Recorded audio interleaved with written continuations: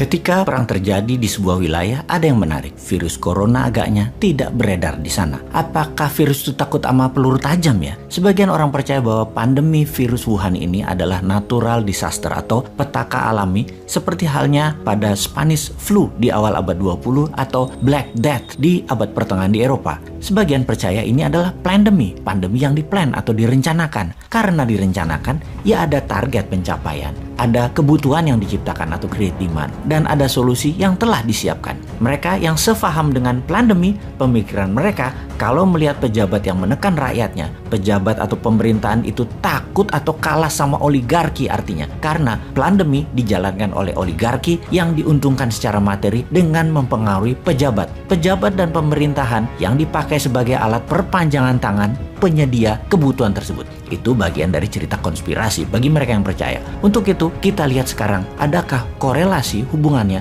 dengan perang di Ukraina versus pandemi. Juga sebelumnya kita kupas bagaimana taktik perang Rusia di Ukraina dan apa counter attack strategi bertahan dan menyerang baliknya Ukraina kali ini. Kita lanjut. Sebagaimana kita ketahui pada 24 Februari 2022, dalam waktu 48 jam atau 2 hari setelah serangan, kemajuannya sangat cepat hingga menjangkau lebih dari 80 km dari garis perbatasan. Salah satunya karena militer dan pejabat Ukraina tidak percaya bahwa Rusia akan masuk menyerang Ukraina. Kemudian serangan Rusia melambat, bahkan dalam 2 minggu setelah pencapaian 80 km tersebut, ternyata serangannya hanya menambah jangkauan 15-20 km saja. Hingga saat ini, hanya kota pelabuhan Mariupol yang luluh lantak. Kota nomor 2 terbesar Ukraina, Kharkiv, masih belum bisa ditaklukkan walau jaraknya sangat dekat dengan perbatasan Rusia. Kota nomor 3 terbesar Ukraina, Odessa, bahkan belum tersentuh banyak. Dan Kiev, ibu kota negara, masih aman, belum bisa terjangkau pasukan Rusia. Masih 30 km jarak pasukan Rusia terdekat untuk mencapai Kiev, dan ini sudah minggu ke-6 setelah penyerangan.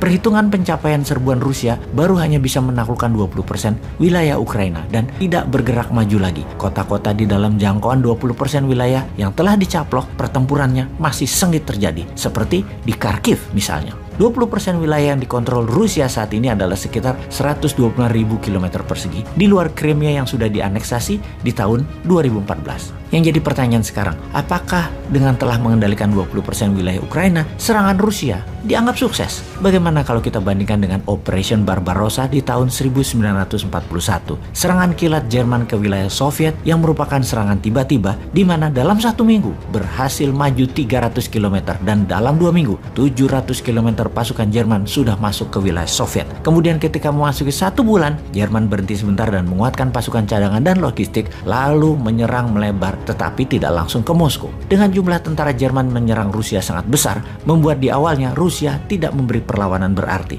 Namun yang kita semua tahu, Operation Barbarossa, Jerman kalah dari Soviet. Kesalahan Jerman adalah salah waktu menyerang Soviet di musim dingin, dan salah membaca moral semangat tentara Soviet yang militan.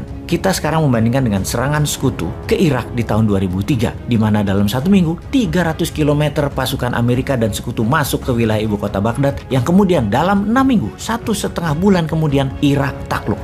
Takluk karena pasukan Irak tidak punya semangat juang dan tidak percaya pada pemimpinnya yang dari kalangan minoritas dan berlaku diktator, yaitu Saddam Hussein. Kembali ke serangan Rusia ke Ukraina. Serangan Rusia ke Ukraina dibandingkan dengan serangan Amerika sekutu ke Irak yang berjumlah 300.000 tentara, atau serangan Jerman ke Soviet dengan 1 juta tentara lebih. Serangan Rusia ke Ukraina dalam 1 minggu pertama hanya 60% dari 190.000 tentara di perbatasan yang menyerang masuk ke Ukraina. Sisanya menjaga dan melihat bagaimana reaksi Ukraina dan NATO. Diperkirakan oleh Kepala Intelijen Pertahanan Rusia waktu itu, moral dari tentara Ukraina dan penduduk Ukraina itu rendah, tidak akan membela pemimpin mereka yang pro-barat dan juga dari kaum minoritas, Volodymyr Zelensky. Ternyata semua perkiraan awal itu meleset. Ukraina sampai 6 minggu ini masih bertahan. Zelensky masih pegang kendali. Sekarang kita menganalisa apa yang akan terjadi. Melihat Rusia menggunakan strategi bumi hangus, melihat pengungsi keluar dari Ukraina sudah mencapai 4 juta warga, melihat lebih dari 10 juta warga Ukraina di wilayah pendudukan Rusia yang menguasai 20% wilayah sudah hampir kosong, agaknya bagi Zelensky keputusan terbaik pertama adalah menyerah ikut maunya Rusia, menjadi negara netral,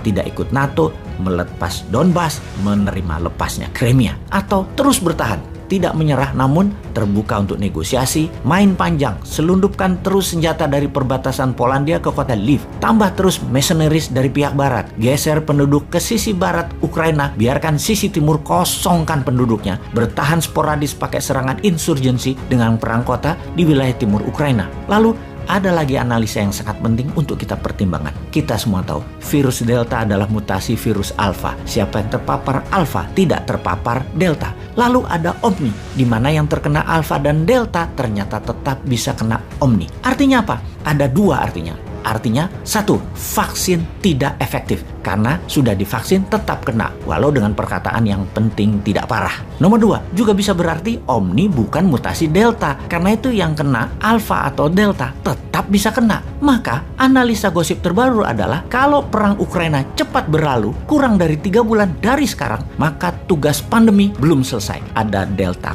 Cron, mutasi Omni akan dilanjutkan dan bersiap dunia melakukan lockdown lagi. Kalau perang Ukraina memanjang, maka stok pangan artificial food dimainkan. Pokoknya mereka-mereka juga yang untung. Paham?